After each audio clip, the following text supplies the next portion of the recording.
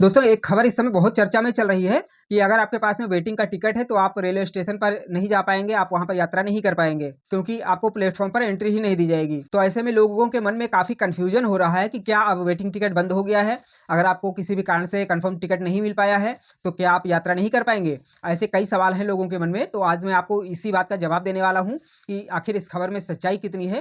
क्या रियल में आप वेटिंग टिकट के साथ में यात्रा नहीं कर पाएंगे या फिर जनरल टिकट है तो वहाँ पर आप जा पाएँगे या नहीं जा पाएँगे, क्योंकि कई प्रकार की खबरें मीडिया में चल रही हैं, जिनको लेकर लोगों में काफ़ी कन्फ्यूज़न हो गया है। तो ऐसे में आपके मन में जो भी सवाल होंगे, जो भी कन्फ्यूज़न होंगे, उनका पूरा समाधान मैं आज करने जा रहा हूँ।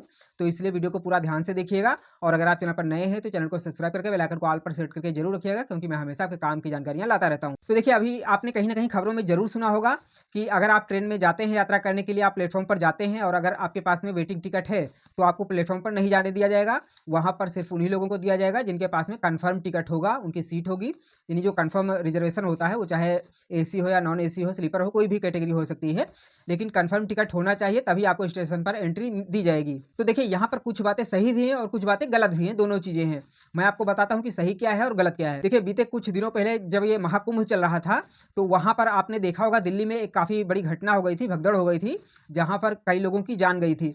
तो ऐसे में इसी वजह से ये नियम लागू किया गया है, क्योंकि प्लेटफ़ॉर्म पर बहुत ज़्यादा भीड़ हो जाती है और भीड़ की वजह से कई बार भगदड़ हो जाती है, जिसमें कि काफ़ी लोगों को जान को खतरा हो जाता है, काफ़ी परेशानियाँ उठानी पड़ती हैं लोगों को। इसी घटना से सबक लेते हुए रेलवे विभाग ने कुछ कदम उठाए हैं और उसी के अंतर्गत ये नियम लागू किया गया है। तो ऐसे में जो आपने सुना होगा कि आपको वेटिंग टिकट के साथ में यात्रा नहीं करने दिया जाएगा या फिर प्लेटफ़ॉर्म पर एंट्री नहीं दी जाएगी, तो देखिए, पूरी तरह से ऐसी बात नहीं है।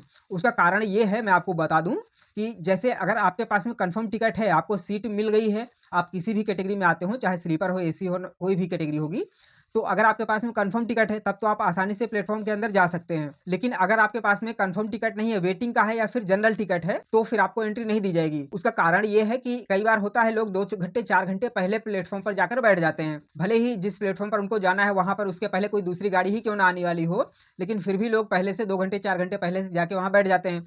ऐसे में फिर भीड़ बहुत ज़्यादा बढ़ जाती है। क्योंकि यदि आपकी गाड़ी आने से पहले कोई अन्य गाड़ी, अन्य ट्रेन आ रही होगी, तो उसकी भी सवारियाँ वहाँ पर होंगी और आप भी वहाँ पर होंगे।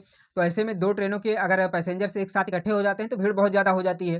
तो इसलिए ये नियम लागू किया जा रहा है, बल्कि यूँ कहें कि लागू हो गया है, हालाँकि सभी स्टेशनों पर नहीं हुआ है। लेकिन बड़े-बड़े जो स्टेशंस हैं वहाँ पर लागू हो गया है, जैसे कि एक तो नई दिल्ली हो गया, दूसरा ये प्रयागराज हो गया जहाँ पर अभी कुंभ लगा हुआ था।